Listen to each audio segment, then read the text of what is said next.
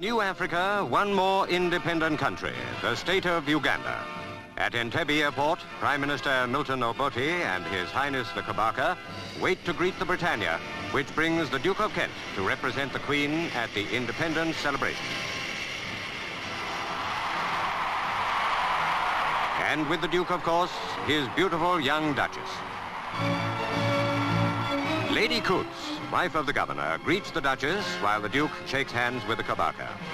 A formal occasion, but more than that, because Uganda is gaining its freedom without bitterness, at its own request, becoming an immediate member of the Commonwealth. So the traditional gestures have a real meaning of friendship.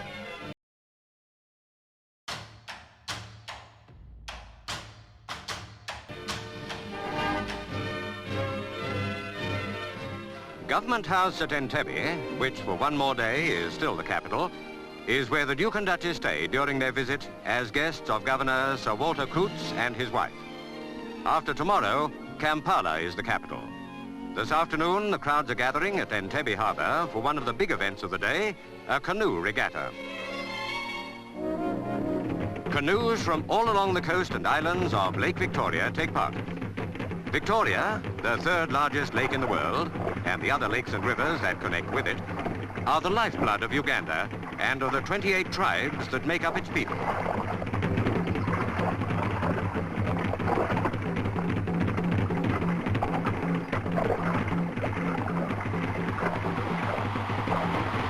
Biggest of the tribal areas is the Kingdom of Buganda, of which the Kabaka is the hereditary ruler. And these shores are in its territory. But in the crowd celebrating the independence that will be theirs at midnight tomorrow, you will find members of all the 28 tribes.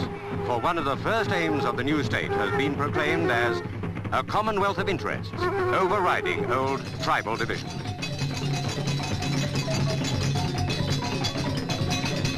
At Twikobi, the Kabaka's palace, His Highness is to give a cocktail party. And more crowds are waiting and entertaining themselves while they wait to see the Duke and Duchess arrive. But first, the Guard of Honor.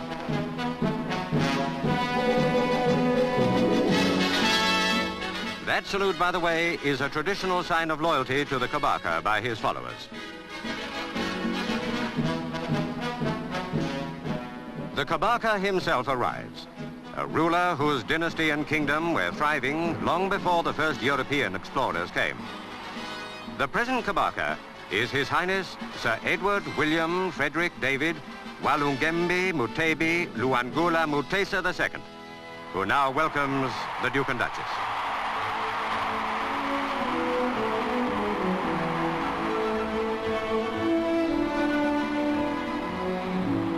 And now the Kabaka presents his ministers to the Duke and Duchess.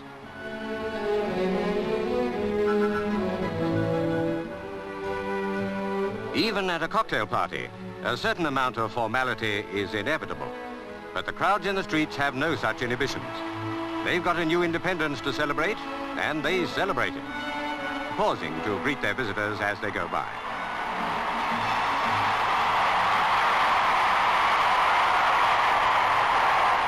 The British, too, can contribute their share of noise and colour to a celebration when they want to. And the Scots Guards do just that for the big independence tattoo in Kololo Stadium. This is the climax of all these days of rejoicing, because here at midnight, Uganda's independence will formally begin.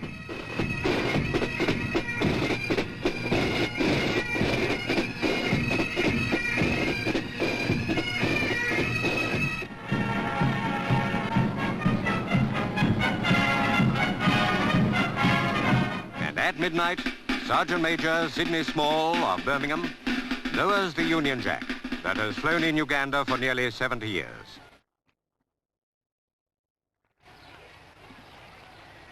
At the same moment, the 4th Battalion King's African Rifles becomes the 1st Battalion Uganda Rifles. And to replace the Union Jack, the black, gold and red flag of the new young state, Uganda is born again, free and independent.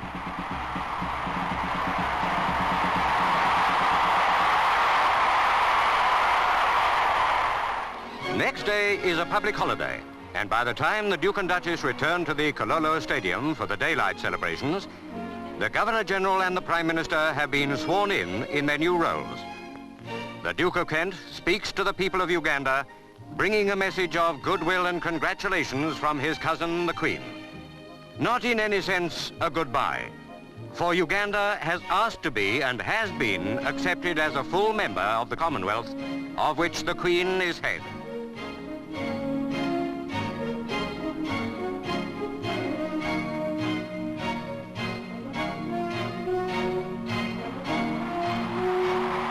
Next morning, the Duke and Duchess arrive at Parliament House for the state opening of Parliament.